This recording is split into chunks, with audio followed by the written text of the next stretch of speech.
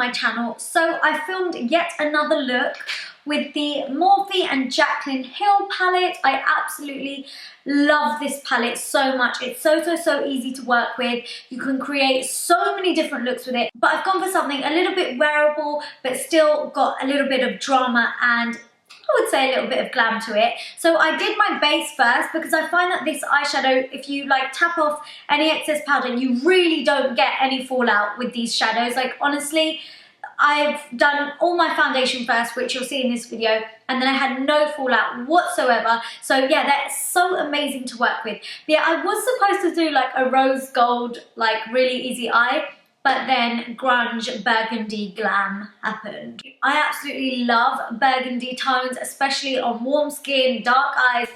Looks so good. But burgundy generally suits everyone. It's such a lovely color. And I've done this grungy glam look with basically 3 eyeshadows and that's it. It was so easy. So I wanted to show you how you can create a grungy eye makeup that looks like it's a hell of a lot of effort without all of that effort, you know? And we're still making like the blown out smoky eye and that whole grungy feel look a little bit pretty and girly too. So I've paired it with a really nice nude glossy lip because you know I love my nude lips, girl. If there's any other looks that you want to see from me in general, whether it's this palette or anything else, anything you want to see from me at all, leave it down below in the comment section and make sure you give this video a big thumbs up if you do like it and enjoy my tutorials.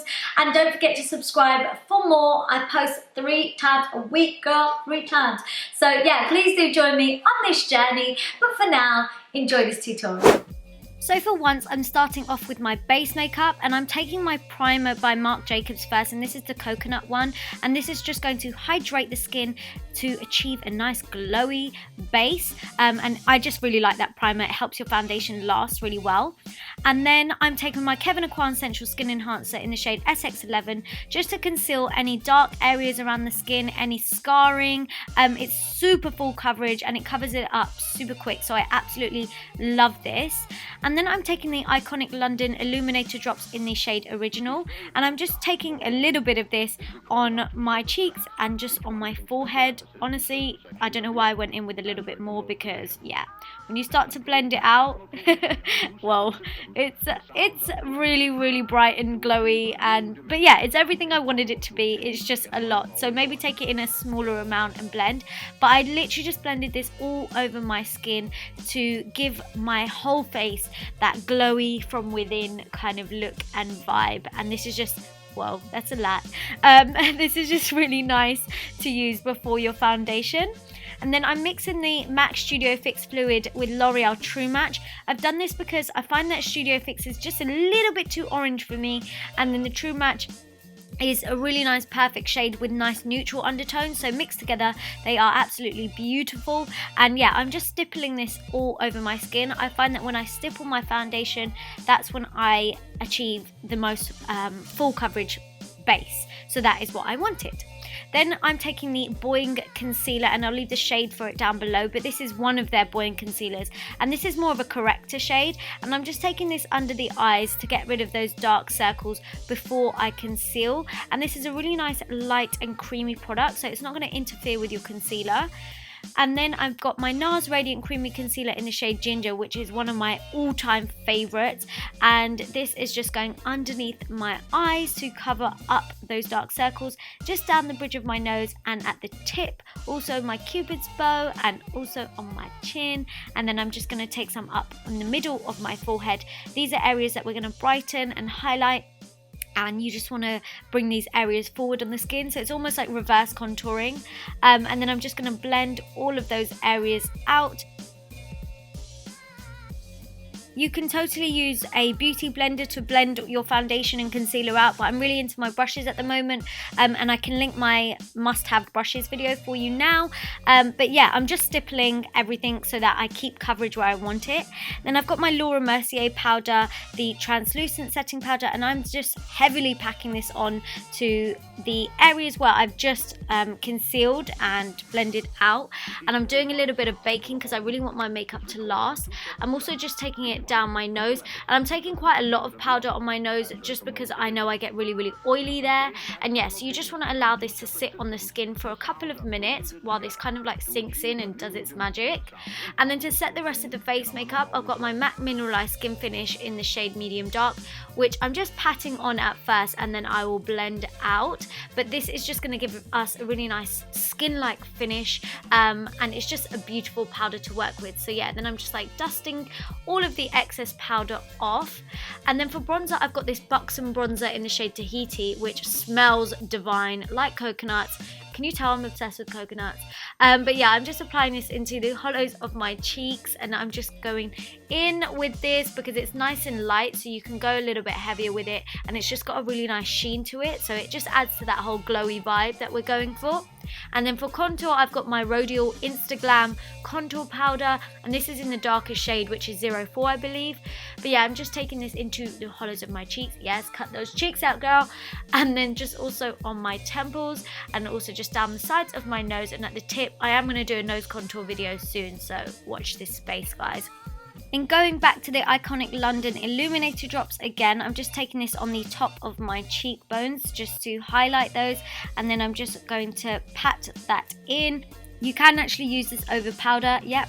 Wow. And then I'm just going to stipple it in with a beauty blender sponge because I find it blends better over powder with a beauty blender. And then for my favourite highlighter, which I've not used in ages, is the it's the Ofra Cosmetics Rodeo Dry. That's it. Highlighter, which, oh my god, the combination of the Illuminator drops and this highlighter is just insane. So yeah, I'm taking that on the top of my cheekbones, down the bridge of my nose, at the tip, in the center of my forehead, cupid's bow and chin, so anywhere where we already cream highlighted with the concealer. And then for blusher, I've got this Milani blusher. I'll leave the shade of it down below, but it's so beautiful. It's like a really nice rosy pink, and I just really like that the packaging, like the actual blusher, is a rose. And then I'm taking the Cover FX Illuminating Setting Spray, which I'm just spritzing all over my face, which gives me that extra bit of glow. Can you tell? I just want to glow, guys. And then for the eyes, I'm taking the NARS, this is the Soft Matte Cream Concealer as a base for my eyeshadows. Yeah, why can't I talk now? I have done a full review on this, so I'll link it for you now if you want to watch it. But then I'm just going to set that concealer in place with the Laura Mercier powder again. This is just to ensure the eyeshadows will blend really nicely and smoothly over the top. Then going into the Jaclyn Hill palette, I'm taking this shade right here. I don't know the names of them. It's just that shadow right there, but it's a transitional eyeshadow. There's lots and lots of shadows like this out there, so if you don't have this palette, don't worry. I'm just blending this shadow through the crease and quite above it, so you just want to keep blending this quite high up because this is the shade that everything else is going to blend into. And I'm just taking it on my lower lash line also, so anything we do on the top we just want to repeat on the bottom. Then I'm taking this burgundy shade from the palette and I'm starting to pack it on the outer corner first, and then I'm just going to flip my brush and I'm going to start taking that through the crease. Now with this, you just want to take your shadow in small amounts and then keep blending. And what I'm doing is I'm kind of like winging it out. Can you see how I'm like taking it quite far out because I want it to be like a little bit cat eye but blown out. So here's a little tip. If you hold the brush on its side, you're going to just blend it through the crease. If you hold it vertical, that way the hairs of the brush will blend the eyeshadow higher, so it will blend it like higher than just your crease, if that makes sense, because that's what we want. We want it to be more blown out and more smoky, so we want the shadow to go a bit higher than our crease. So that's why I've held the brush like vertical, and then I hold it on its side when I only want it through the crease. And then yeah, I'm just taking it through the lower lash line also and kind of winging it out and blowing it out. I'm taking a slightly deeper burgundy shade. It's like a dark burgundy mixed with brown, and I'm just taking this right on the outer corner and then just a teeny weeny bit through the crease. This shade, we're not taking it higher whatsoever. This is just to add a slight bit of like depth to the look. So as you can see, I'm just taking it on the outer corners of the top and bottom like lash line, if that makes sense, and then making sure it's nice and winged out and blown out, and just repeating the same step on both sides.